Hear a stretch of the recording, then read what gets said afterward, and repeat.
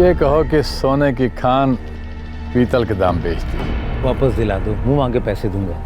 पैसे कागज के फूल हैं दोस्त। जब पूरा खेत ही मिल सकता है तो अनाज से क्यों काम चलाएं? मुझे इस जमीन का 15% चाहिए। मंजूर, मैं सिर्फ ये जमीन दिला दो और देखो हमारे पास पूरी जिंदगी नहीं पड़ी हुई। कविता, कविता। आई जी, ये लीजिए। अरे वो कांति चाचा के यहाँ से जो मैं पेपर्स लाया था वो कहाँ है? अरे आप भूल गए, आपने तो बाहर टीवी के पास रखे थे। वो मेरे बैग में डाल दो, बहुत इंपॉर्टेंट पेपर्स हैं। जल्दी करो, मुझे देर हो रही है। हाँ, अभी डाल दो।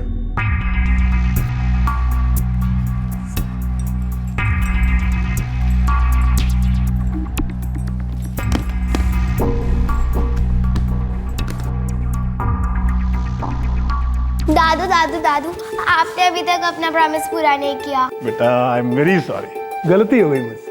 लेकिन आज हम अपना प्रॉमिस पक्का पूरा करेंगे और अपनी जिया बिटिया के लिए वीडियो गेम लेकर आऊंगा। अब मैं जाऊं? नहीं दादू। जिया बेटा, दादू को लेट हो रहा है ना, उन्हें जाने दो। अरे अशोक बेटा, तुम फैक्ट्री नहीं गए? नहीं पापा, आज लंच के बाद जाऊंगा। ठीक है बेटा, ठीक है। अच्छा अम्मा, मैं चलता हूँ। सर, मेरे पास मेरी पूरी जिंदगी पड़ी है मेरे पापा का अधूरा सपना पूरा करने के लिए, लेकिन मैं ये सारी जिंदगी इन कोर्ट्स के चक्कर नहीं काटना चाहता बस। देखो राजेश बेटा, तुम्हारे मरहूम पापा को उनके पार्टनर ने धोखा दिया और ये केस मैं इतने सालों से लड़ रहा हूँ, लेकिन बेटा अब मेरी तबीयत ठीक नहीं रहती, इसलिए तुम्हारा ये केस अब मेरा भतीजा सूरज शुक्ला लड़ेगा। आप जो ठीक समझे। वैसे मुझे आपके जजमेंट पर 100% भरोसा है। और मुझे 100% भरोसा है कि मैं और मेरे एसोसिएट दिनेश जैन इस केस को जीत कर रहेंगे। सूरज जी, अगर आप पापा के पार्टनर के साथ आउट ऑफ कोर्ट सेटलमेंट करना चाहें तो मुझे कोई एतराज नहीं। मिस्टर मेरा, जब हम पूरा का पूरा बागान सूद समेत वापस ले सकते हैं तो चंद पेड़ों में खुश क्यों रहना? तो बेटा चले आप? हाँ जी आते।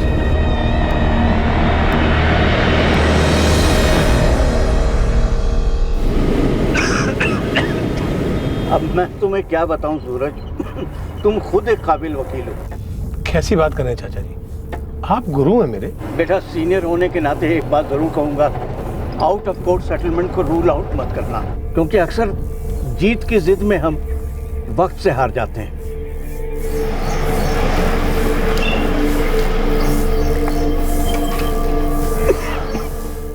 चाचा जी आप घर चले जाइए, दिनेश तुम गाड़ी चला लेना।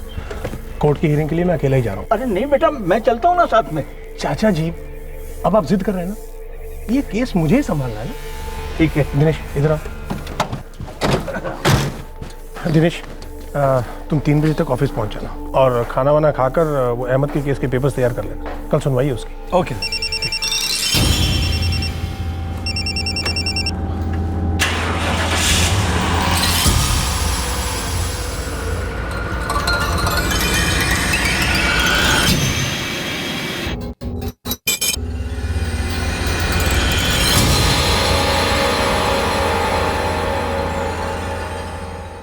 एडवोकेट सूरज शुक्ला भोपाल डिस्ट्रिक्ट कोर्ट में पिछले 30 सालों से प्रैक्टिस कर रहे थे। यह उनके लिए एक आम वर्किंग डे था। वो अपने बताए हुए समय पर अपने ऑफिस लौटने वाले थे और फिर उसके बाद घर जाने वाले थे। लेकिन 10 अगस्त 2014 की दोपहर को ऐसा नहीं हुआ।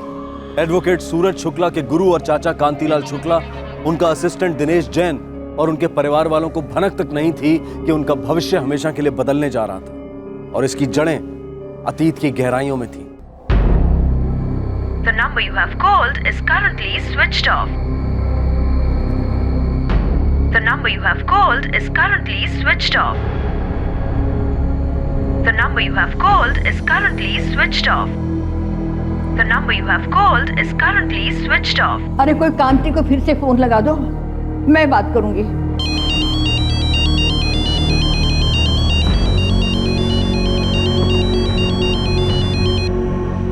हेलो हेलो कांति, मैं बोल रही हूँ, तुम्हारी शकुंतला भाभी।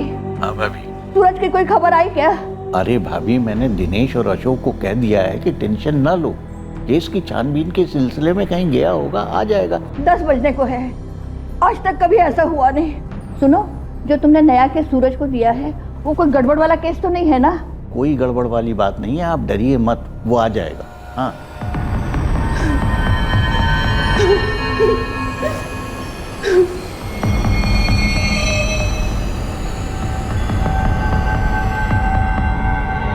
लीजिए सर। सारे दोस्तों और रिश्तेदारों से बात हुई? हाँ, सभी से हुई है। पापा कहीं नहीं है। मॉर्ग मैं हुआ है सर, सारे अस्पताल भी दिखाया। मैंने इन्हें पहले कई बार देखा है डिस्ट्रिक्ट कोर्ट में। वो वहीं प्रैक्टिस करते थे और वहीं से गायब हुए हैं। तो वहीं से ढूंढते हैं। सर, एडवोकेट सूरज शुक्ला का असिस्टेंट दिनेश जैन, वो कह रहा था कि उसने शुक्ला को तकरीबन 1 बजे यहीं गेट नंबर 1 के सामने ड्रॉप किया था। सिन्हा, इस ड्रॉप को इस कैमरे ने जरूर पिकअप किया होगा। कल दोपहर 1 बजे बाद का फुटेज निकलवाओ, इसका और जितने भी कैमरे हैं यहाँ पर। जी सर। भोसले से कहो कि सीसीटीवी फुटेज रेडी रखें और सूरज शुक्ला के कॉल रिकॉर्ड्स निकलवाओ। ऑर्डर जा चुके हैं सर। तब तक हम फैमिली से बात करते हैं।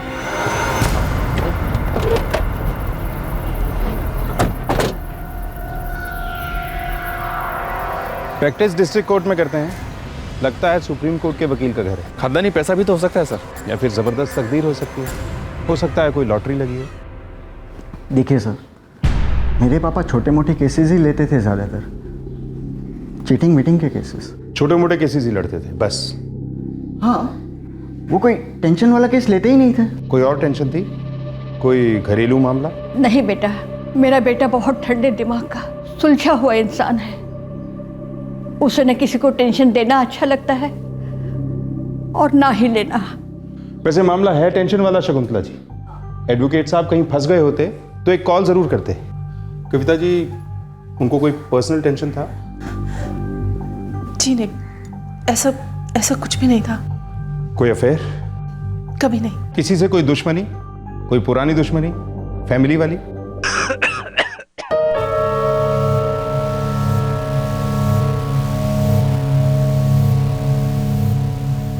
नहीं इंस्पेक्टर, मैंने जो केस सूरज को दिया था उसमें कोई खतरा नहीं। आखिर इतने सालों से मैं भी तो लड़ रहा हूँ ना, मुझे तो कुछ नहीं हुआ। आपके सामने खड़ा हूँ और सूरज को अभी उस पर काम करते हुए तो सिर्फ 1 ही दिन हुआ था। मुझे इस क्लाइंट का नाम और नंबर चाहिए। जी दिनेश। ये रहा उनका कार्ड, मोबाइल, एड्रेस, लैंडलाइन, सब कुछ है इसमें। पुलिस ने उस नए केस की पूरी तरह से छानबीन की, लेकिन ना तो उसमें से कुछ अटपटा मिला और ना ही पुलिस को एडवोकेट सूरज शुक्ला की फैमिली से कोई लीड मिली। लेकिन इन्वेस्टिगेटिंग ऑफिसर को यह जरूर अटपटा लग रहा था कि डिस्ट्रिक्ट कोर्ट में छोटे मोटे चीटिंग के केस लड़ने वाला वकील इतना अमीर कैसे है, और अगर अमीर है तो किडनैपिंग का एंगल भी हो सकता है। और सीसीटीवी फुटेज ने इस एंगल को और मजबूत कर दिया। सर, जैसा दिनेश ने बताया, 1 बजे डिस्ट्रिक्ट कोर्ट के गेट नंबर 1 पर कांतिलाल शुक्ला की गाड़ी रुकी। सूरज शुक्ला गाड़ी में सोते रहे। कोर्ट में जाते वक्त उन्हें किसी का फोन आया सर। उनके कॉल रिकॉर्ड्स आने के बाद पता चलेगा कि ये कॉल किसका था। पूरे 1 घंटा वो कोर्ट के अंदर थे। उसके बाद कोर्ट से बाहर निकले और ये देखिए सर, कोर्ट के बाद सूरज शुक्ला घर जाने के बजाय कोर्ट के सामने केसर बार में गए और 10 मिनट बाद बाहर आए, फोन पर बात करते थे। फिर ये 2 लोग सूरज से मिलने आए और तीनों बार के अंदर चले गए। लगभग 7 बजे, पूरे 5 घंटे बाद ये तीनों बार से बाहर निकले सर। टैक्सी को ट्रेस करो और ड्राइवर को लेकर आओ। इन दोनों के क्लोजअप्स ले लो और सारे पुलिस स्टेशन में भिजवा दो। ये दोनों सूरज शुक्ला के पहचान के लोग थे। सर, क्या इन दोनों ने सूरज शुक्ला का किडनैप किया या वो अपनी मर्जी से इनके साथ गए होंगे? अगर ये किडनैपिंग का केस होता तो फिरौती के लिए कॉल आया होता। अब ये अलग बात है कि घर पे फोन आया हो और हमें इन्फॉर्म ना किया गया हो। सूरज शुक्ला अगर अपनी मर्जी से इनके साथ गए तो फोन को स्विच ऑफ क्यों करते और अपनी फैमिली में किसी से बात क्यों नहीं करते? 5 घंटे बाहर में थे तीनों सर। हो सकता है अक्सर बैठते हो।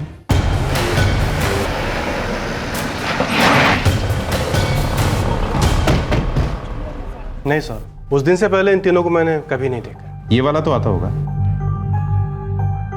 नहीं सर, अपने रेगुलर कस्टमर को मैं अच्छी तरह पहचानता हूँ। उस दिन से पहले नहीं देखा मैंने इनको। सीसीटीवी है?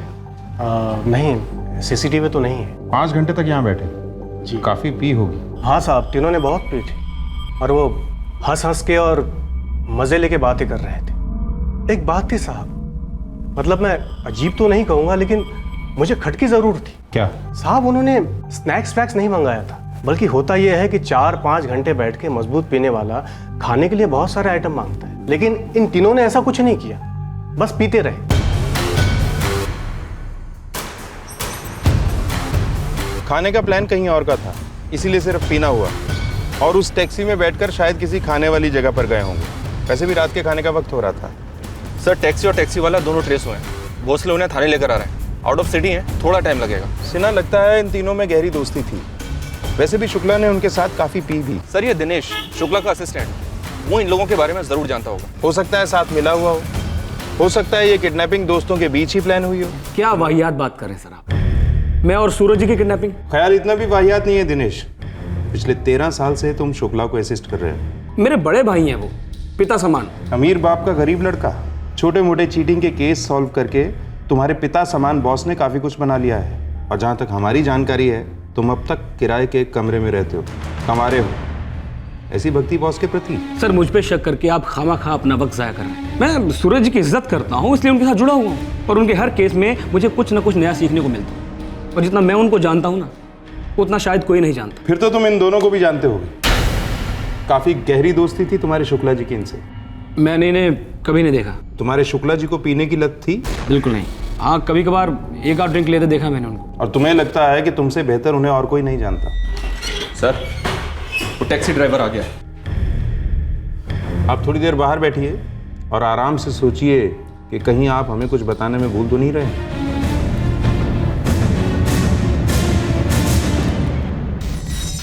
नाम? मुनीर अब्दुल शेख साहब। टैक्सी कब से चला रहे हो? कई साल हो गए साहब।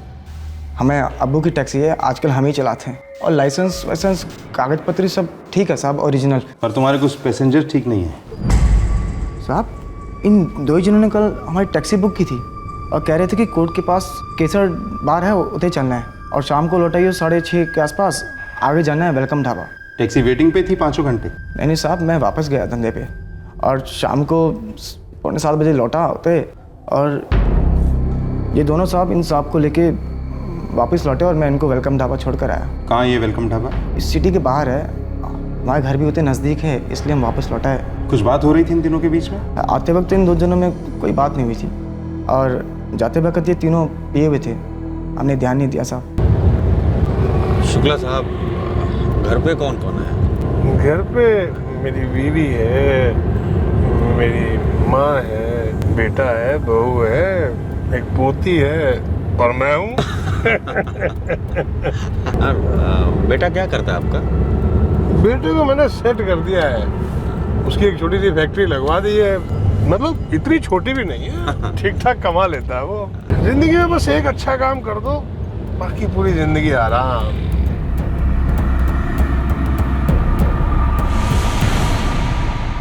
और उसके बाद ये तीनों वेलकम ढाबा पे उतरे और उससे पहले कोई बात नहीं हुई इनके बीच। एक दूसरे को नाम से बुलाया कभी? इतना ध्यान नहीं दिया साहब। ठीक है मुनीर, तुम जा सकते हो। जी साहब। वेलकम ढाबा का नाम सुना है? यहाँ तो सूरज जी कई बार गए हैं। किसके साथ? क्यों? अपने 2 दोस्तों अजय और योगेश के साथ। पिछले 1 महीने में करीब 3-4 बार गए थे। कहीं ये दोनों अजय और योगेश तो नहीं? सर कुछ कह नहीं सकता, मैं कभी इनसे मिला नहीं हूँ। फिर इनके बारे में कैसे जानते हो? पिछले महीने मेरे बाबा बीमार हो गए थे तो मैं गया था उनसे मिलने। जब लौट के आया तो सूरज जी ने बताया इनके बारे में मुझे। अरे सर क्या बात, आज आप अपना टिफिन नहीं लाए? नहीं, मैं दोस्तों के साथ आज बाहर खाना खाने जा रहा हूँ। अच्छा। वेलकम ढाबा, कमाल का खाना है वहाँ पे। दिनेश कभी तुमको भी वहाँ लेकर जाऊंगा मैं। कौन दोस्त है सर ये आपके? पुराने होंगे, स्कूल टाइम के? अरे नहीं, अभी नए दोस्त बने हैं, अजय और योगेश। बड़े कमाल के बंदे हैं। ये लो मैसेज भी आ गया। मैं चलता हूँ। ठीक है सर। अच्छा, आज शाम की कोई इंपॉर्टेंट मीटिंग तो नहीं है ना? नहीं सर, कोई मीटिंग नहीं है। ठीक है, मैं वहां से सीधा घर चला जाऊँ। जी सर।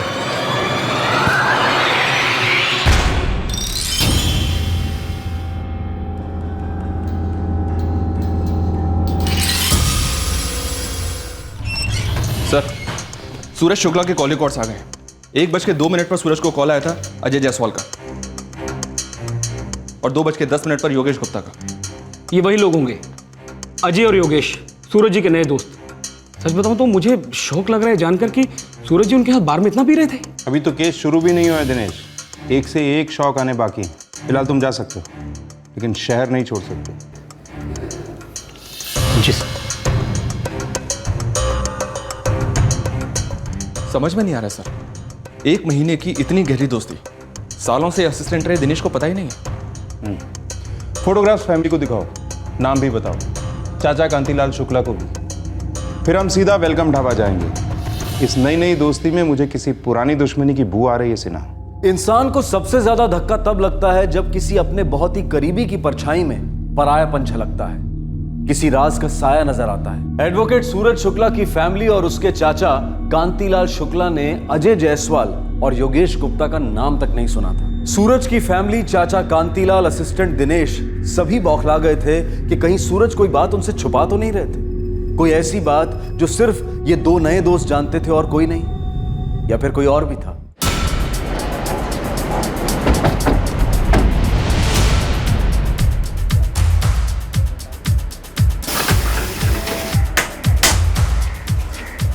अरे साहब, ये तो वो वकील है, नाम नहीं मालूम। ये 2 दिन पहले यहाँ आए थे, इनके साथ और 2 आदमी भी थे। हाँ, आए थे ना साहब, अपने वो योगेश और अजय के साथ। इनमें से अजय कौन है और योगेश कौन है? साहब, ये अजय जायसवाल है और ये योगेश गुप्ता। क्या पता सर, कोई घपला किया क्या? जानते हो इन्हें? नाम से ही जानता हूँ, वैसे लोग टेम्पो लाइन में है। वो अपना विपिन है ना, वो साल भर पहले लेकर आया था। ये विपिन कहाँ मिलेगा? सर जी, यही विपिन है। मैं जरा अपना काम देख लूँ। तो विपिन, ये कौन है? मैं नहीं जानता साहब। इन दोनों को भी नहीं जानते? साहब, ये तो अजय और योगेश हैं, टेम्पो लाइन में काम करते हैं साहब। क्या काम करते हैं? ड्राइवर हैं साहब। कहाँ रहते हैं? मुफलागढ़ बस्ती में साहब।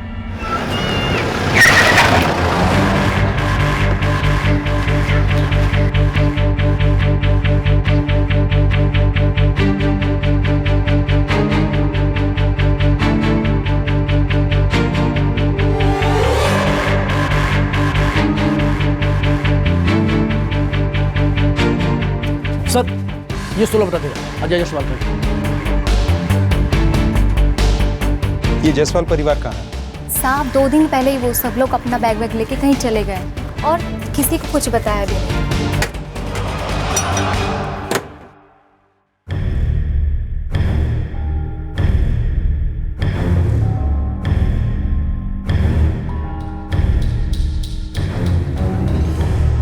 सर, कुछ खास तो नहीं मिला है?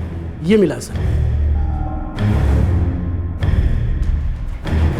सर, योगेश गुप्ता के घर पे ताला लगा हुआ था। 2 दिन पहले योगेश अपनी पत्नी के साथ कहीं निकल गया। पड़ोसी से उसकी बीवी रेखा का सेल नंबर मिला है। लगता है अजय और योगेश अपनी फैमिलीज के साथ साथ भागे, पकड़े भी साथ नहीं जाएंगे।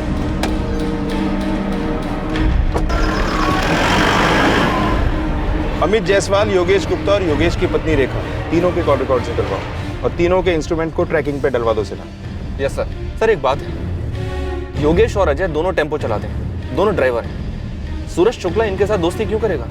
इनके साथ बैठकर शराब क्यों पिएगा? हो सकता है सूरज को पता ही ना हो कि वो ड्राइवर है, या फिर हो सकता है उसे पता हो और तीनों मिलकर कुछ प्लान कर रहे हैं। एक काम करो, दोनों के क्लियर फोटोग्राफ सूरज के फोटोग्राफ के साथ आसपास के सभी पुलिस स्टेशन पे भिजवा दो। Yes sir. सिन्हा, मुझे किसी बुरी खबर की बू आ रही है।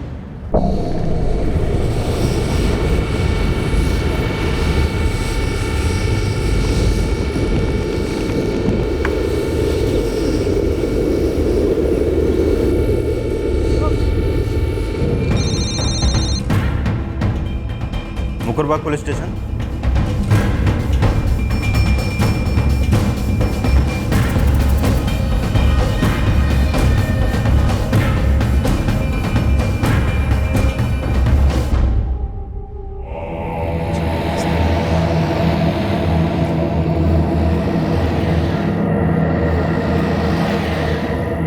आइए साहब, साहब इस तरह।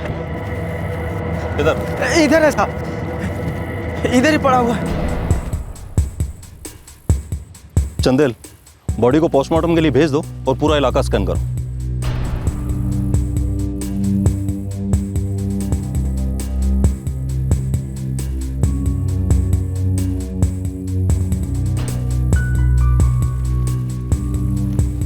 दयानंद, ये बॉडी के पास जमीन पे क्या पड़ा है?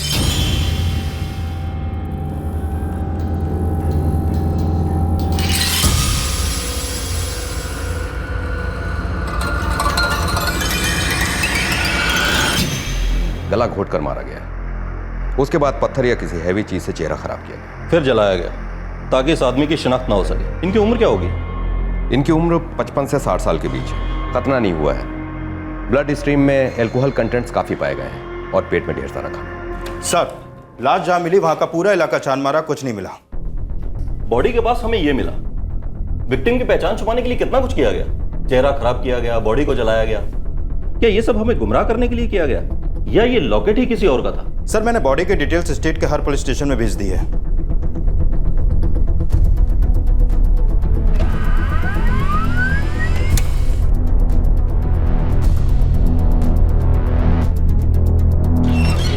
सर, मुकरबाग पुलिस स्टेशन को एक जली हुई लाश मिली है। डिटेल्स काफी मैच कर रहे हैं सूरज शुक्ला से। सूरज शुक्ला की फैमिली को इन्फॉर्म करो शिनाख्त करवाने के लिए।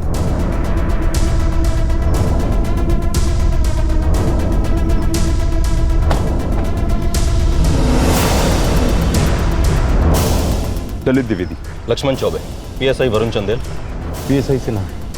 फैमिली ऑन द वे है, बस साथ ही हो।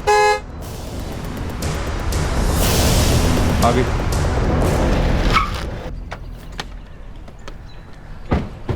आइए सर, प्लीज।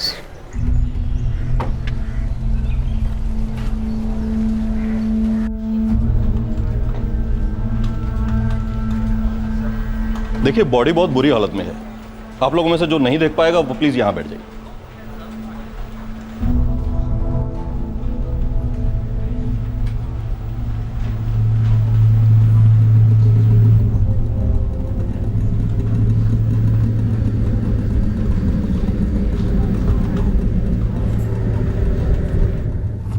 कोई भी आइडेंटिफिकेशन नहीं थी? ये मिला।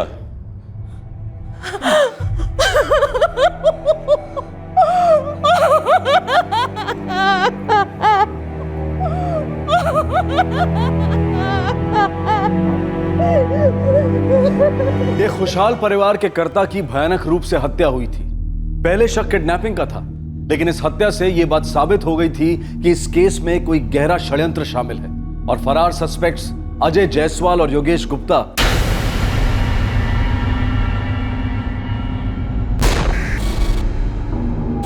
इस साजिश के महज सिपाही हैं। भोपाल में दर्ज किया गया यह मिसिंग केस अब एक मर्डर केस बन गया था और इसकी नए सिरे से इन्वेस्टिगेशन शुरू हुई।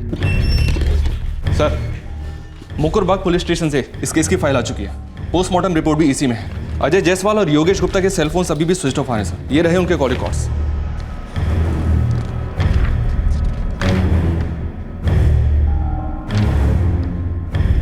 इन दोनों के फोन्स की आखिरी लोकेशन भी मुकरबाग है, जहां इन्होंने सूरज शुक्ला की लाश को ठिकाने लगाया था। और उसके पहले ये दोनों बराबर सूरज शुक्ला के टच में थे सर। इन तीनों के बीच लगभग हर रोज फोन पे बात हुआ करती थी। सुना, ये एक नंबर है जिसके साथ अजय और योगेश दोनों की काफी बात होती थी। मर्डर वाले दिन भी अजय ने कम से कम 16 कॉल्स किए हैं इस नंबर पर और योगेश ने 13। और स्विच ऑफ होने से पहले भी दोनों फोन्स की आखिरी कॉल इसी नंबर को है। हो सकता है सर ये इस मर्डर का मास्टरमाइंड हो। इस नंबर की डिटेल्स निकलवाओ, पूरी हिस्ट्री खोद डालो इस बंदे की। हो सकता है इस केस का रिमोट कंट्रोल इसी बंदे के पास था।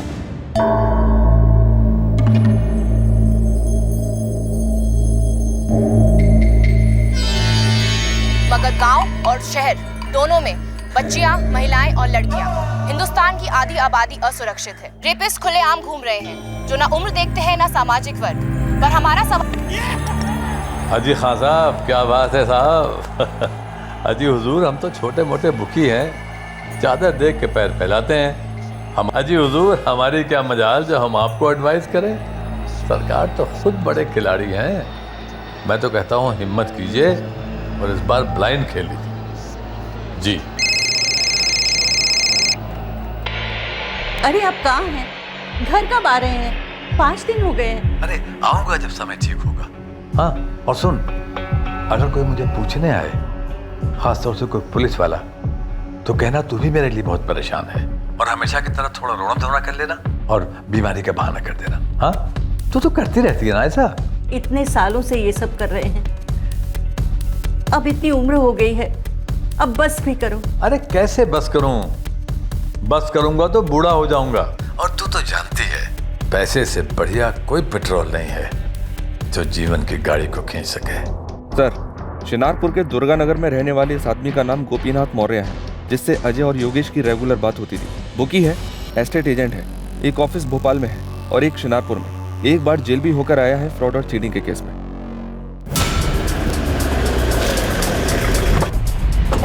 सर, गोपीनाथ मौर्य का सेलफोन अभी भी स्विच ऑफ आ रहा है। उसके दोनों ऑफिस पर ताला लगा है। बगल वाले ऑफिस के लोगों से बात किया है, कह रहे कि 5 दिनों से ऑफिस बंद है। 10 अगस्त को तो सूरज शुक्ला की हत्या हुई थी और उसे चीटिंग के केसेस में महारत हासिल है। सर, कहीं ऐसा तो नहीं कि गोपीनाथ मौर्य को सूरज शुक्ला ने जेल भिजवा दिया हो सकता है।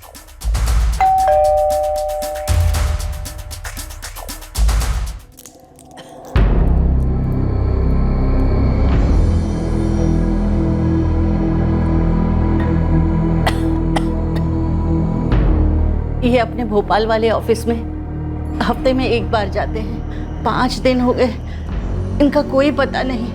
मैं बहुत परेशान हूँ, ना कोई फोन कॉल, ना कोई संदेश, कुछ भी नहीं। 5 दिन हो गए हैं आपके पति को गायब हुए। आपने पुलिस को बताया तक नहीं, एक मिसिंग कंप्लेंट भी दर्ज नहीं की। वो इनको तो आदत है, बोले बगैर यहाँ वहाँ चले जाते हैं। मुझे भी आदत पड़ गई है। आदत है तो आप परेशान क्यों हैं? मुझे कुछ नहीं पता, मेरी तबीयत बहुत खराब है। आपकी तबीयत का एक इलाज है मैडम, झूठ बोलना बंद कर दीजिए। आपसे भी बुजुर्ग एक औरत हैं भोपाल में जिन्होंने अपना बेटा खोया है। उस आदमी की एक पत्नी है, एक बेटा है, एक बहू है। वो सब लोग बहुत दुखी हैं, बहुत परेशान हैं। उनके बेटे की मौत का जिम्मेदार आपका पति गोपीनाथ मौर्य हो सकता है। नहीं नहीं, ऐसा नहीं हो सकता। आपको कोई गलतफहमी हुई है। गलतफहमी हुई है तो बहुत जल्द दूर हो जाएगी जब आपके पति जहां भी हैं हमारे पास आ जाएंगे। आप हमारी मदद करेंगी ना? कैसी मदद? आप बीमार हो ना, आराम कीजिए घर पर। अगर आपके पति का फोन आए तो बात जरूर कीजिएगा, लेकिन गलती से भी बता मत दीजिएगा कि हम लोग उसे खोज रहे हैं। नहीं बताएंगी ना आप? अपने पति की लेटेस्ट तस्वीर दीजिए। 24 घंटे सर्वेलेंस रखो, लैंडलाइंस को टैप करो और अपने सारे खबरियों को ये डिटेल्स और तस्वीर दे दो। बूढ़ा आदमी है सर, भाग भाग कर कितना भागेगा? ये बूढ़ा आदमी सिर्फ एक बार चीटिंग के केस में पकड़ा गया है। ये आदमी भागने वालों में से नहीं, भगाने वालों में से। बूढ़ी लोमड़ी लगता है ये मौर्य।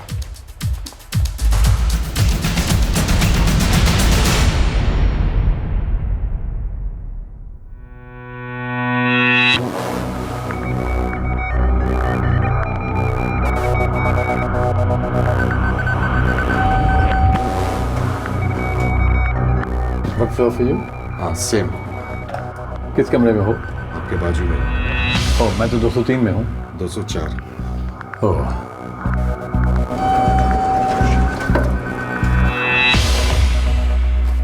पर 204 तो इस फ्लोर पे है नहीं। नीचे है शायद, मेरा नीचे।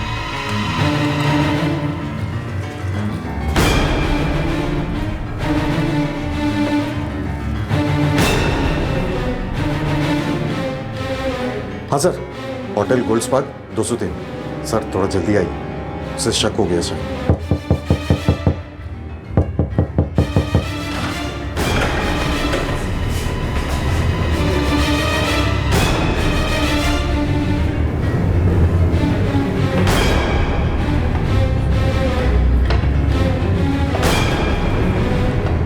मौर्य जी, आपने इनको कहीं देखा है?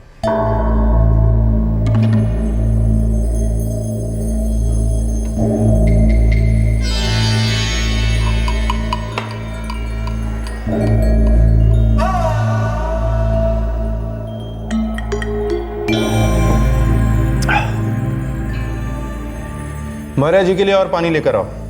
पहले हम इन्हें नहलाएंगे, उसके बाद कुछ करंट के झटके देंगे। नहीं सर प्लीज, हम पर दया कीजिए। ऐसा मत कीजिए सर, देखिए बूढ़ा आदमी हूँ, बीमार रहता हूँ। इसीलिए तमीज से पूछ रहा हूँ, ये बुढ़ापे में क्या सेकंड इनिंग खेली आपने? बताता हूँ। सर मेरा एक दोस्त है मुंशी गोयल। अरे मुंशी गोयल के बच्चे, इतने सालों को याद किया। मुसीबत में तो अपने ही याद आते हैं साले गोपीनाथ मौर्य।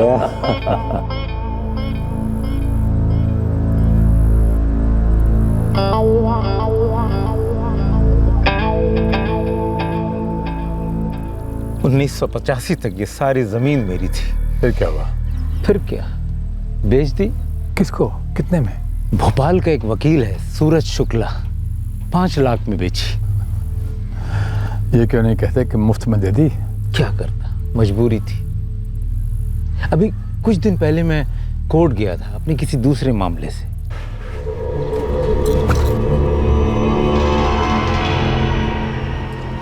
अरे गोयल साहब, आप इतने सालों के बाद साक्षात मेरे सामने हैं।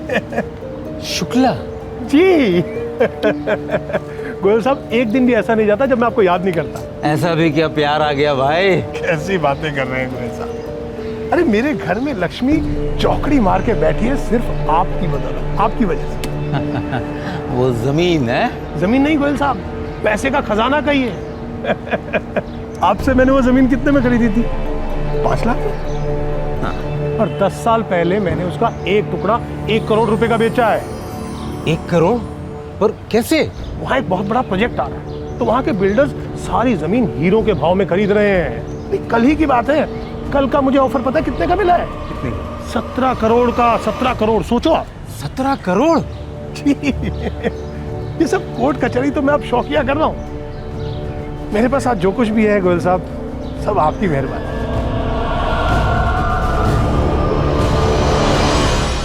उसकी ये बातें मुझे हजम नहीं हुई। मैं कई रात तक सो नहीं पाया। फिर मैंने अपने वकील से बात की। गोयल साहब, कानून के दायरे में एक तरीका है। क्या? अच्छा, पैसे कितने लगेंगे? ये जमीन जो है वो आपकी पुश्तैनी थी, ठीक है? बिल्कुल, मेरे पिताजी ने मेरे नाम की थी। ये बात आपके भाइयों को मंजूर नहीं थी? नहीं नहीं, बिल्कुल मंजूर थी। सारे कागजात हैं मेरे पास। अब नए कागजात बनेंगे जिसमें यह लिखा होगा कि आपके भाइयों को मंजूर नहीं था, उनसे जबरदस्ती मंजूर करवाया गया था आपके पिताजी ने। इसीलिए आपने वो जमीन मूंगफलियों के दाम बेच दी। गोयल साहब, तो ये डील ही जायज नहीं हुई ना। उन दोनों का भी हक है उस जमीन पर। क्या बात, लेकिन मेरे भाइयों के साथ तो मेरी जमती नहीं है। वो क्या तैयार होंगे इस बात पे? आपके जमीन की कीमत 17 करोड़ रुपए है गोयल साहब। 1-1 करोड़ रुपए आपके भाइयों को दे दे। हाँ, 1 करोड़ में तो कोई भी तैयार हो जाएगा। और 1 करोड़ मेरा। 1 करोड़? फीस अलग से गोयल साहब। 1 करोड़ केस जीतने के बाद दे दीजिए। फिर क्या हुआ? भाई मान गए, मुकदमा किया, नतीजा क्या निकला? अरे भाई मान गए, केस किया, नतीजा लेकिन शुक्ला के पक्ष में ही होने वाला है, क्योंकि उसका पलड़ा भारी है। मेरे वकील ने तो आधी रकम पे out of the court settlement का सुझाव भी दिया, लेकिन साला मानता ही नहीं है।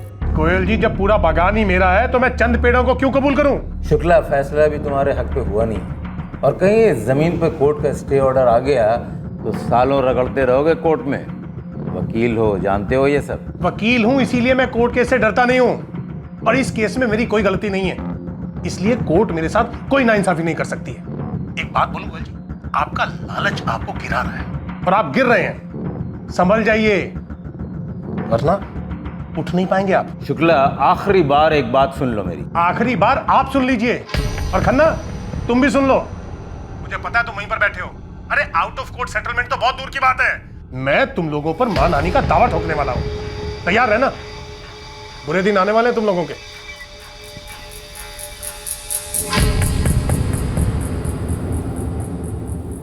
उफ, तुमने तो सोने की खान पीतल के दाम बेच दी। मेरे वकील ने तो हाथ खड़े कर दिए। जमीन तो मिलने से रही, ऊपर से मानहानि का केस लड़ना पड़ेगा मुझे इस उम्र में। गोयल, मुझसे क्या चाहते हो? साफ साफ कहो, इसलिए कि इस उम्र में जलेबी खाना और जलेबी की तरह गोल गोल बातें करना दोनों मना है। मेरी जमीन मुझे वापस दिला दो, मुंह मांगे पैसे दूंगा। पैसे कागज के फूल हैं दोस्त। जब पूरा खेत ही मिल सकता है तो अनाज से क्यों काम चलाएं? मुझे इस जमीन का 15% चाहिए। मंजूर, हमें सिर्फ ये ज़मीन दिला दो और देखो हमारे पास पूरी ज़िंदगी नहीं पड़ी हुई।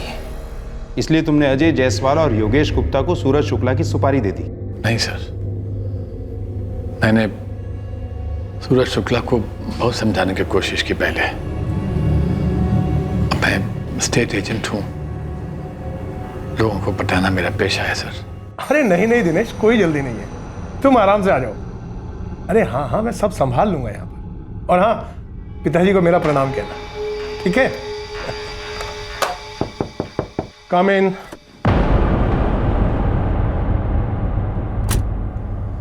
ये आपके लिए। कौन है आप? अब आप मेरा फोन तो उठाते नहीं हैं।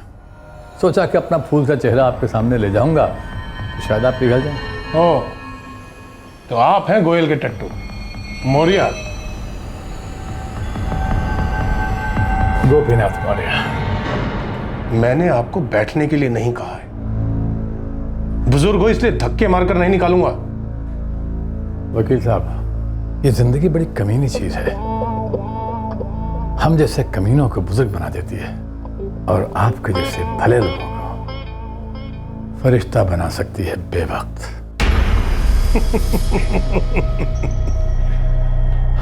जिस मुंह में नकली दांत हो उस मुंह से धमकी नहीं देनी चाहिए, चुटकुला लगती है।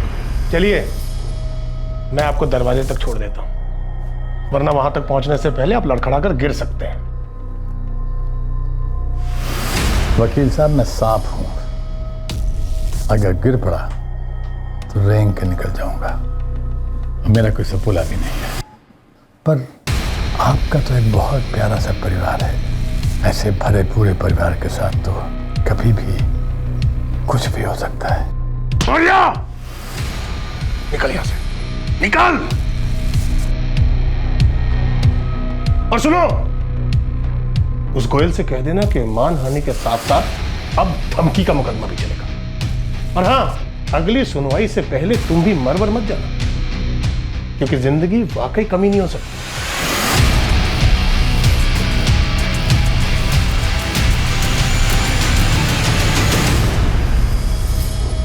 सर, जब घी अकड़ जाए तो उंगली टेढ़ी करनी पड़ती है। अजय और योगेश को कैसे जानते हो? सर, मैंने जिंदगी के हर दिन से थोड़े थोड़े रंग चुराए हैं। जब जेल हुई तो वहां के अंधेरे में अजय और योगेश जैसे रंगीन नौजवान मिले, शराब और शबाब के शौकीन, और जबान इतनी मीठी कि मौत को भी शुगर की बीमारी हो जाए। कैसी बातें कर रहे हैं गुरुदेव आप? अरे आप तो हमें जहर पीने को देंगे ना, उससे भी विलायती पेक समझ के गटक जाएंगे। पहले काम तो सुन लो। आप जो भी कहेंगे हम सब करेंगे गुरुदेव। अरे जेल में आपसे इतनी अच्छी अच्छी बातें सीखने का मौका मिला है, क्यों अजय? हाँ, अब इतना बड़ा ज्ञान पाने का मौका हमें कहाँ नसीब होगा। एक आदमी को थोड़ा ज्ञान देना है और उससे थोड़ा ज्ञान लेना है। अरे तो गुरुदेव, हो गया समझो, आपने कहा और हो गया। क्यों योगेश? हाँ हाँ, हो गया। वकील है सूरज शुक्ला, बड़ा तेज है। सालों पहले उसने एक जमीन खरीदी थी एक दोस्त से। दोस्त को जमीन वापस चाहिए, मामला कोर्ट में है। बस आप दोनों को इससे दोस्ती करनी है और उसे केस वापस लेकर आउट ऑफ कोर्ट सेटलमेंट करवाना है।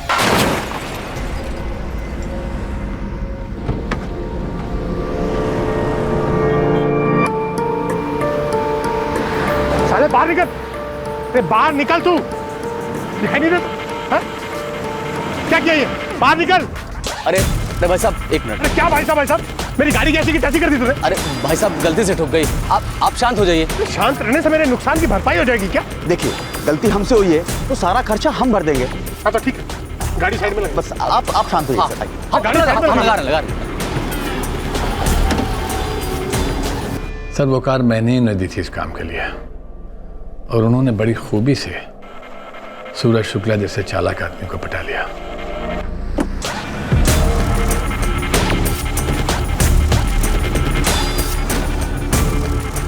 लगभग 5,000 रुपए का खर्चा आ जाएगा और 3 घंटे का टाइम चाहिए।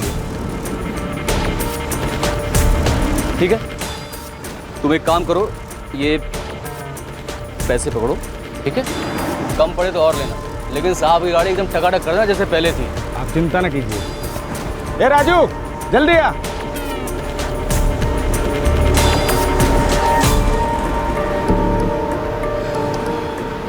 मैं यहाँ 3 घंटा वेट नहीं कर सकता। सर आप एक बगल में बहुत अच्छा ढाबा है, वेलकम ढाबा। सर क्यों नहीं आप हमारे साथ लंच कर रहे हैं? धीरे धीरे वक्त भी गुजर जाएगा और सर लंच का टाइम भी तो हो चुका है। हाँ सर, एक बार आप चलिए तो सही, कसम से बहुत बढ़िया खाना मिलता है। अरे स्वाद ऐसा सर कि भूल नहीं पाएंगे आप। नॉनवेज? अरे वेज नॉन वेज जो आप चाहेंगे सब मिलेगा सर। तो वो चटपटा, मसालेदार, तेल तैरता हुआ। अरे सर अगर आप चाहें तो आपके लिए हम कम तेल कम मसालेदार सब बनवा देंगे सर। नहीं नहीं, मुझे तो चटपटा और मसालेदार खाना पसंद है। लो अरे सर फिर तो ये समझ लीजिए कि किस्मत ने हमें टकराया है। आइए चलते हैं सर। अरे सर बता दो ना, इतना अच्छा खाना मिलता है सर वहाँ पर।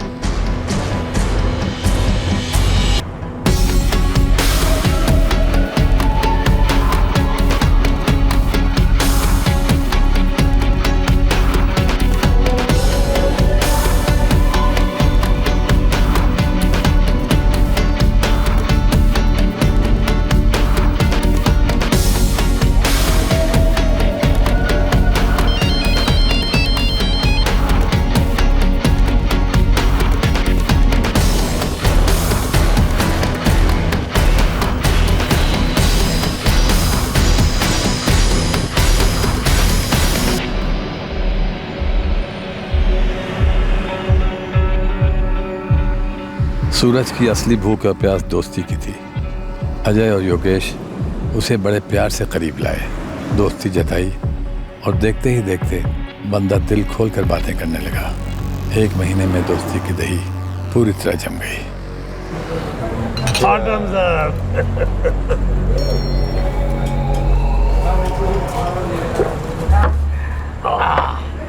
बस अजय, अब खाना मंगा लेते हैं यार, मुझे सुबह कोर्ट में भी जाना, मेरी सुनवाई है। शुक्ला जी ऐसा क्या खास केस है? हाँ यार, मेरा खुद का केस है। खुद का? आपने क्या गलती कर दी? आप तो गलत कर ही नहीं सकते। वही तो, दरअसल 1985 में जब मैं आप लोगों की उम्र का था, मैंने एक ज़मीन खरीदी थी सिर्फ 5 लाख रुपये। आज उसकी कीमत हो गई है 17 करोड़ रुपया। उत्तरी की? हाँ वही तो, उत्तरी की कीमत हो गई है उस ज़मीन की। और जिस गोयल से मैंने वो ज़मीन खरीदी थी वो अब अपनी ज़मीन वापस चाहता है। इसके लिए मुझ पर केस कर रहा है वो। अरे लेकिन शुक्ला जी ये कोई बात हुई? अरे जमीन बेच दी तो मतलब बेच देना। हाँ। वही तो, लेकिन मुझे डराने के लिए धमकाने के लिए उसने एक एजेंट को भेजा, कोई मोरिया चोरिया। शुक्ला जी आप आउट ऑफ कोर्ट कोई सेटलमेंट क्यों नहीं कर लेते? हाँ? सबका फायदा इसी में होगा। आउट ऑफ कोर्ट समझौता मेरी लाश पर भी नहीं होगा। मैं उन दोनों को कोर्ट में रुला के रहूंगा। उन्हें पता नहीं है उन्होंने किसके गिरेबान पे हाथ डाला है। सर उसके बाद भी मेरे दोनों आदमियों ने उसे समझाने की कोशिश की, पर वो तो अहंकार के नशे में चूर था। अहंकार सर, ये अहंकार अच्छी चीज नहीं होती है। अजय और योगेश इस वक्त कहाँ हैं? सर मुझे नहीं मालूम। खेल रचने वाला मास्टरमाइंड पकड़ा गया था, अब उसकी 2 कठपुतलियों तक पहुंचना बाकी था। एमपी पुलिस ने अजय जायसवाल और योगेश गुप्ता का पीछा किया और आखिरकार दोनों पुलिस के शिकंजे में आ गए। एडवोकेट सूरज शुक्ला मर्डर केस अपने आखिरी पड़ाव पर आ पहुंचा।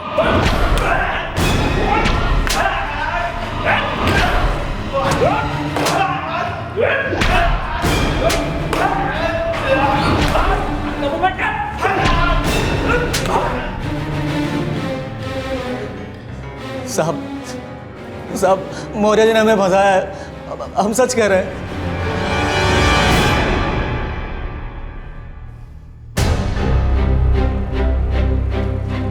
एक आदमी के कत्ल को तुम लोग कुछ नहीं समझते? अगर हम लोग भी ऐसा ही समझे तो तुम लोगों का एनकाउंटर कर दें और बार बार एक ही बात दोहराएं कि हमने कुछ नहीं किया।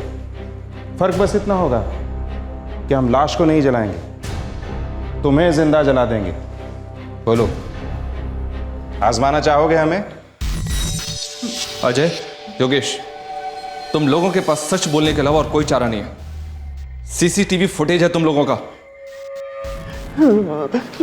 सर हमने वही किया सर जो मौर्य साहब ने कहा सर। हाँ साहब। देखो भाई, हमने पूरी ईमानदारी और दोस्ती खाते से सामने वाले को समझाने की पूरी कोशिश की। हाँ गुरुदेव, समझाने की कोशिश तो की, लेकिन जब सामने वाला मानने को तैयार नहीं तो क्या किया जाए? अब कहता है कि लास्ट पे भी समझौता नहीं हो पाएगा। शायद हो पाएगा समझौता लाश पर। देखो, अगर सूरज मर जाता है तो उसके परिवार वाले डर से पिघल जाएंगे और उसके बाद आउट ऑफ कोर्ट सेटलमेंट करने के लिए राजी हो जाएंगे। लेकिन गुरुदेव, सूरज ऐसे कैसे मर सकता है? तुम दोनों मिलकर उसे मार दो, खत्म कर दो। अरे गुरुदेव, गले में हाथ डाल के बात निकलवाना एक चीज़ है और गला दबा के खामोश करना कुछ और है। ये मर्डर कहीं महंगा ना पड़ जाए। तुम दोनों को 2-2 लाख रुपए मिलेंगे और आउट ऑफ कोर्ट सेटलमेंट के बाद 2-2 लाख और मिलेंगे।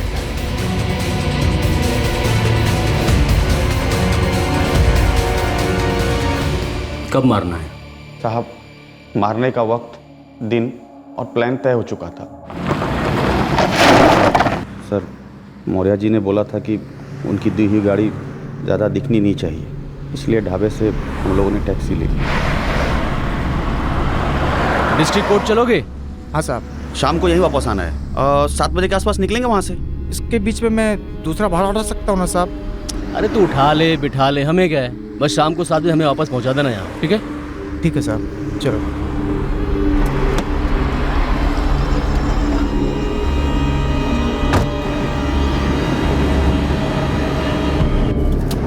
हाँ जी सूरज जी, हाँ हम लोग यहाँ से निकल चुके हैं, बस यही कोई 2 बजे तक पहुँच जाएंगे। बढ़िया है, मेरा भी बस 1 ही घंटे का काम है। फिर बैठते हैं किसी अच्छी जगह पे, किसी ऐसी बार में। हाँ, एक बार तो यहाँ कोर्ट के सामने ही है, केसर बार। मैं कभी गया नहीं हूँ वहाँ पर, लेकिन सुना है बहुत अच्छा है। मैं वहाँ पहुँचकर आप लोगों का इंतजार करता हूँ। ओके पहुँच जाएंगे।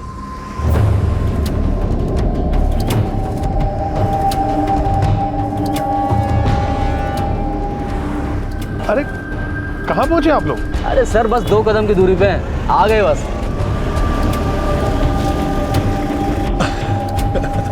अरे योगेश, कैसे है सर? अरे शुक्ला जी, कैसे? बस बढ़िया। क्या टैक्सी से? गाड़ी किधर है? अरे अब दारू पीनी तो गाड़ी कौन चलाएगा? 7 बजे ही आ जाना। ठीक है साहब।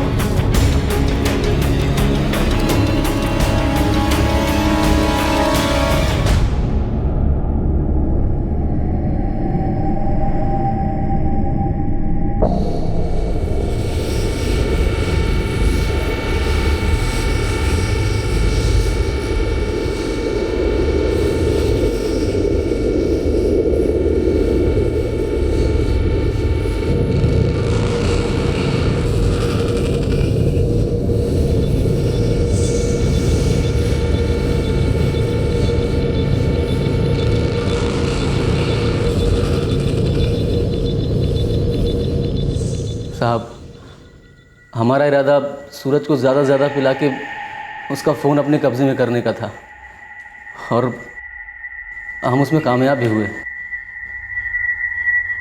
और साहब, 7 बजे टैक्सी भी आ गई।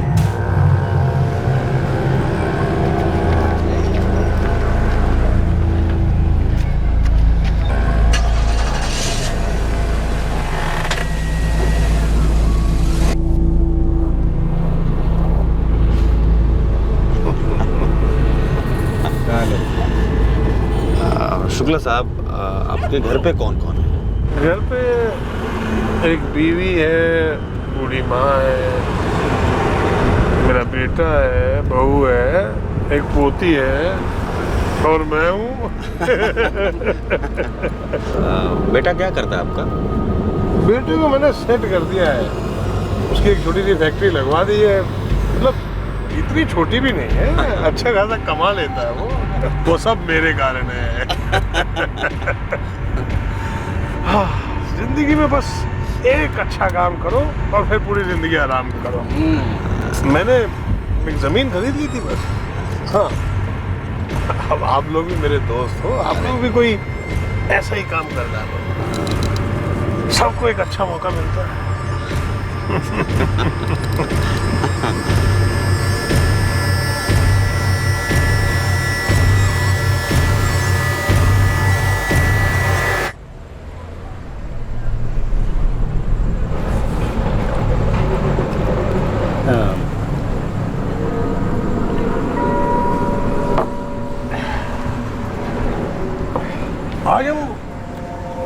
ऐसे क्यों पी रहे हैं जैसे जिंदगी का आखिरी दिन?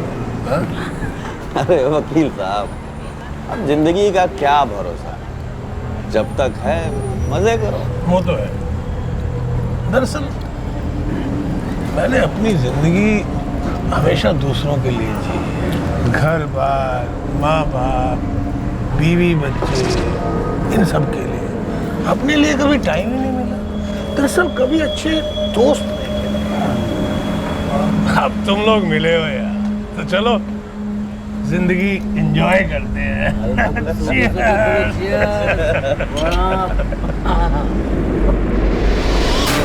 रात काफ़ी हो चुकी थी।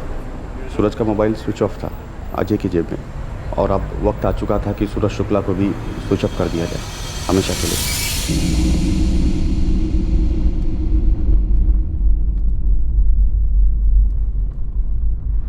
अजय, योगेश, मेरा फ़ोन किधर है यार? मुझे घर पे फ़ोन करना है भाई। हम लोगों को चिंता हो रही होगी ना। मेरा फ़ोन दे दो भाई प्लीज़।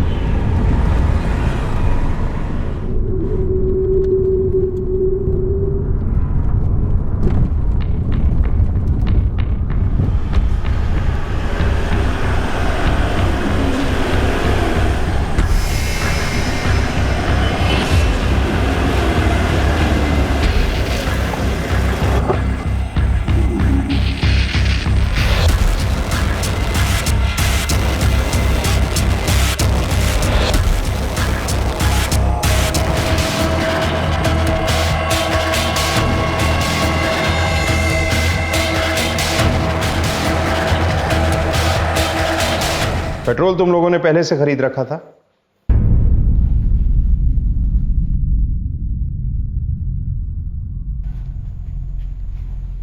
चेहरा बिगाड़ने का प्लान?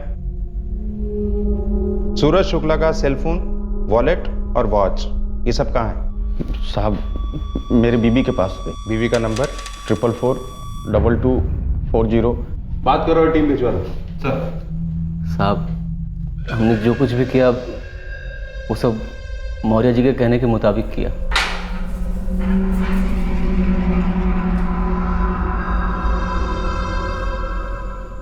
इस कांड में जमीन के मालिक गोयल, उसका क्या हाथ था?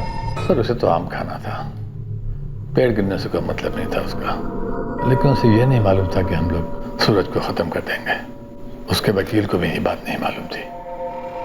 ये रास्ता बस हम तीनों के बीच था, इस पे कोई चौथा नहीं था।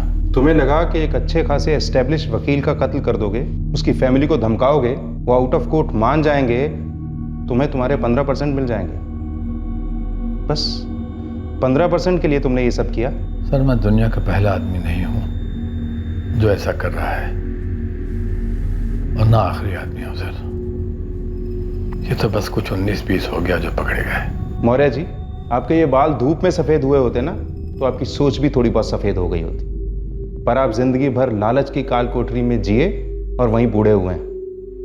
उम्र के साथ साथ आपकी सोच भी काली पड़ती गई। आप बच्चे नहीं, ऐशो आराम से जी रहे हैं। क्या करते इतने पैसे का?